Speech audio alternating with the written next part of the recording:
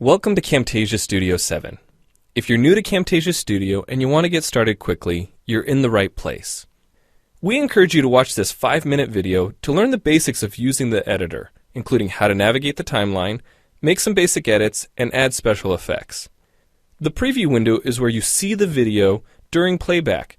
The playback controls are located under the preview window. In fact, the video you're watching in the preview window is a sample project playing directly from the timeline you see below. After you watch this video, we hope you take some time to practice what you've learned using the content on the timeline. So let's start with the timeline. This is where you assemble and edit your videos.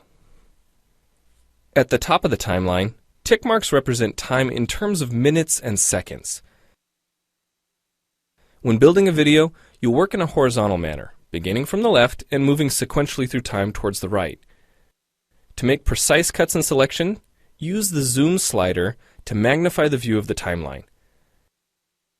And when adding elements to your video, such as a call-out or audio clips, these are placed on different tracks. Tracks are created automatically, when you need them, when elements are added to the timeline. So depending on your video, you may be working with several tracks at one time. To change the position of an element on the timeline, just drag it. To change the length of an element, drag the edges in either direction. An important part of the timeline is the playhead. The playhead moves the timeline and indicates the current frame displayed in the preview window. To view your video, click play in the preview window. Notice how the video and the timeline's playhead stay in sync? Click anywhere on the timeline and the playhead moves to that point. The green section of the playhead is called the in point. Click and drag the in point to make the beginning of a selection. The red section of the playhead is called the out point. Just click and drag the out point to make the end of a selection. To bring the sections of the playhead back together, double-click the gray playhead.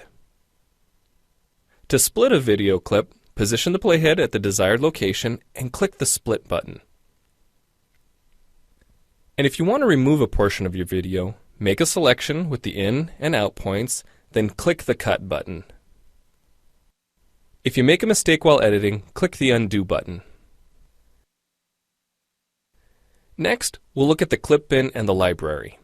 The clip bin holds recordings, audio files, images, and title slides being used in the project you're currently working on. Then there's the library. It stores video clips, intros, callouts, title slides, and other elements that you want to use from project to project. The library is also pre-populated with professional animations, music, sound effects, and other content you can use in your video for free. To add your own clips or video sequences to the library, make a selection on the timeline, right-click, and choose Add to Library. To include clips and other elements in your video, drag them from the clip bin or library and drop them onto the timeline. The tabs located above the timeline are task pages used for adding and editing special effects. You can add callouts to emphasize a key point. You can insert a transition between clips for a professional look. Apply zoom and pan effects to focus on important details. And draw attention to the cursor by changing the color, size, and more. If you double-click an element on a track, the playhead moves to the beginning of that element, and its task page opens, allowing you to make edits to that element. So we've shown you a few ways you can navigate and edit your video, but how do you get content into your video? Well, to make a new screen recording, click the Record Screen button. If you already have an audio or video recording to use, click the Import Media button. When you've made edits and added effects to your video and you're ready to share it, you need to produce the project to create a shareable video. Click the Produce and Share button, step through the wizard, and Camtasia Studio creates a viewer-friendly, shareable MP4 file ready to upload to screencast.com, your blog, or a website. Well, it's time for you to try Camtasia Studio out for yourself using the content on the timeline. The help file in Camtasia Studio will help you use each of the Camtasia Studio features and applications. The Learning Center on TechSmith.com has in-depth video tutorials and other sample projects to download and practice with. So we hope you enjoy Camtasia Studio. And happy screencasting!